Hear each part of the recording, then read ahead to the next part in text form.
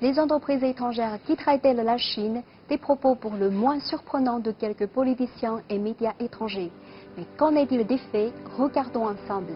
L'administration d'État des échanges extérieurs déclare le 8 mai dernier qu'au premier trimestre 2020, l'investissement direct étranger en Chine se montait à 33,6 milliards de dollars.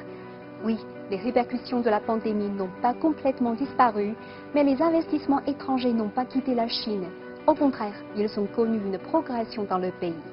Face aux faits et aux chiffres, les rumeurs s'effondrent d'elles-mêmes. Alors comment expliquer cette tendance continue pour la Chine? Tout d'abord, la logique commerciale demeure bien présente et qui dit investissement en capital dit recherche de bénéfices. En somme, un retour sur investissement.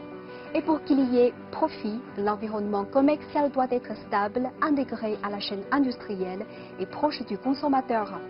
Face à l'épidémie désormais mondiale, la Chine a pris les devants et obtenu des résultats remarquables. Désormais, les usines reprennent la production et le pays tout entier retourne progressivement au travail. Pour Mark Greven, professeur à l'Institut de Management de Lausanne en Suisse, l'intégration de la Chine au sein de l'économie mondiale est telle qu'il déclare le 8 mai dernier dans le journal Le Temps qu'il s'agit quasiment du seul pays à présenter des perspectives de croissance dans des domaines aussi divers que la construction automobile ou le secteur des assurances. La loi sur investissement étranger en République populaire de Chine est entrée en vigueur le 1er janvier 2020. Outre le traitement égalitaire des investisseurs domestiques et étrangers, les droits et intérêts des capitaux étrangers sont protégés et les règles d'accès au marché sont plus justes et transparentes. Tel que l'a précisé l'ONU, la Chine possède l'industrie manufacturière la plus complète.